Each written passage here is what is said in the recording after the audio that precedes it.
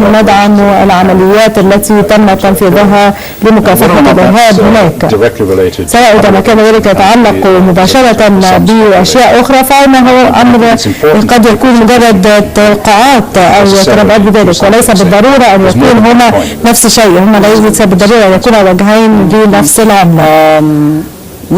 مثلا كنا نتحدث عن التقدم والأحداث السياسية هنا في مصر، وأنا أفهم أن الاتحاد الأوروبي أرسل وفد للاجتماع بأعضاء لجنة 50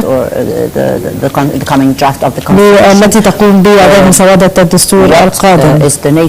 ما هي طبيعة هذا التعاون بين الاتحاد الأوروبي ولجنة 50؟ أعتقد أنك تشير إلى مفوضية فينيس أو لجنة فينيسيا، والتي هي تقدم بعض المشروع والنصح القانوني.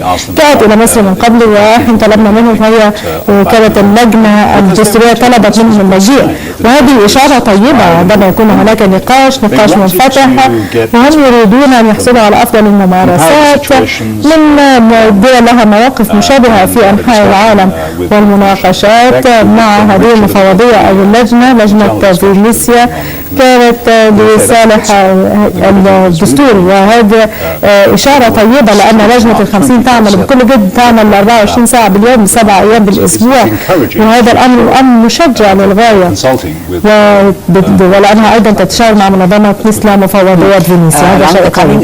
بالنسبة للأحداث القادمة، فإن من الأحداث السياسية أو التطورات السياسية الأخيرة الاستفتاء على الدستور، ولدينا الانتخابات أيضا.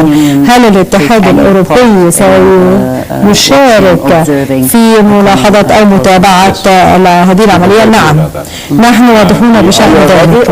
هل أنتم مستعدون أم أنكم طلبتم ذلك من الحكومة الحالية؟ لقد تبادلنا مع السلطات الحالية مع الحكومة المؤقتة، ونحن نعد الآن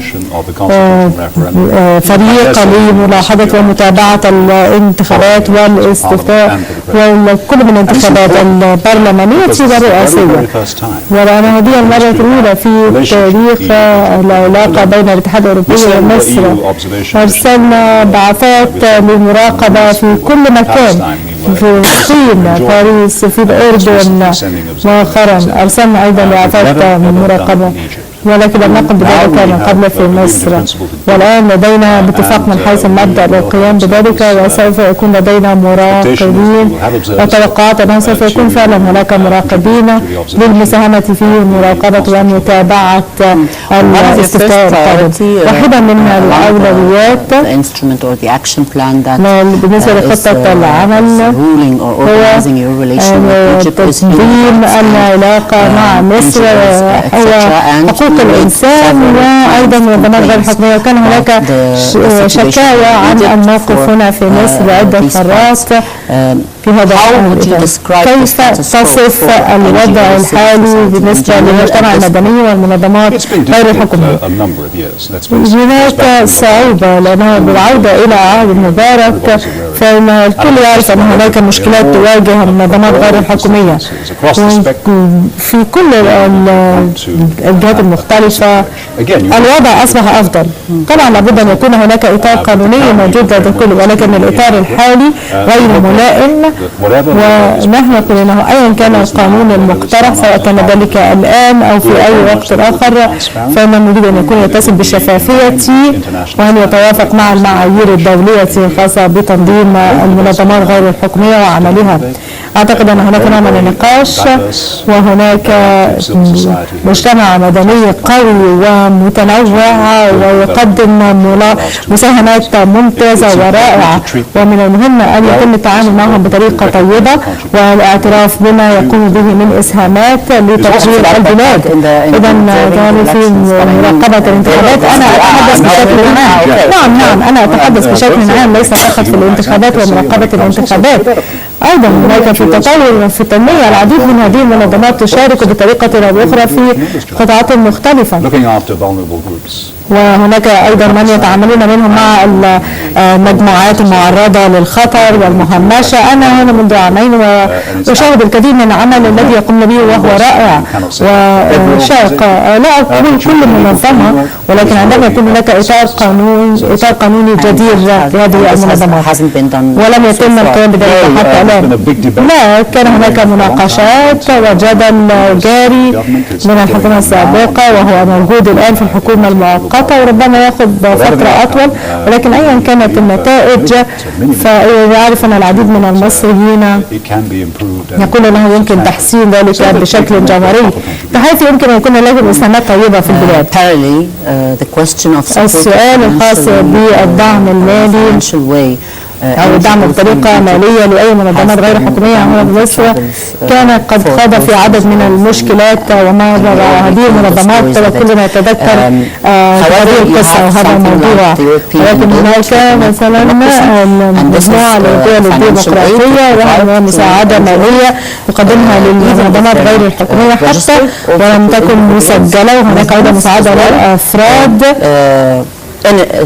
في إطار معين أو برنامج معين لدعم التعددية وحقوق الإنسان إلى آخره. هل حصلت على أي تعليقات من النظراء أو المسؤولين في مصر هنا عن هذا الدعم المالي المحتمل؟ فأنني قرأت أرقام تقريبا 100,000 ربما تصل إلى 100,000 وتوقف ذلك على المشروع يورو العملة باليورو. نعم، من المهم أن نقول بأننا ندعم المنظمات غير الحكومية في مجالات عديدة ومنذ فترة طويلة، ونحن ندعمها من خلال موازنات تنموية أو موازنات حقوق الإنسان. وبالنسبة EU انضم في الديمقراطية أو الديمقراطية منظمة جديدة ولكن لا تعمل في مصر الآن، هي فقط بدأت في أماكن مختلفة في العالم وهدفها هو المساهمة كما قلت هذه الأهداف.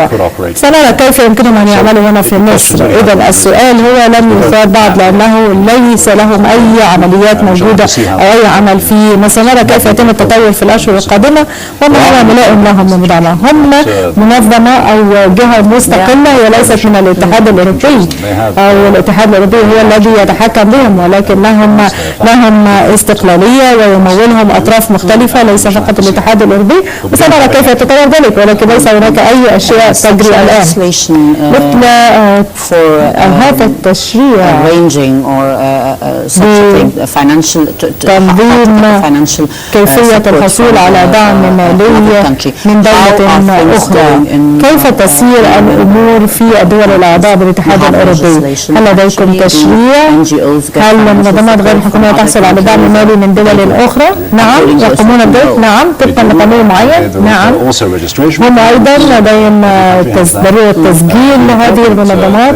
الأمر الهام هو أن يكون تسجيل هو أيضا الوصول إلى توازن بين نعرف من يعمل في البلاد ومن الجانب الآخر إعطائهم نطاق كافي للمحاولة والقيام بعملهم طبقا لواجباتهم. وطبعا من المهم الوصول إلى التوازن المطلوب في هذه الأمور، وهذه أساس العمل المنظمات غير الحكومية، وهذا مهم بالنسبة لمصر.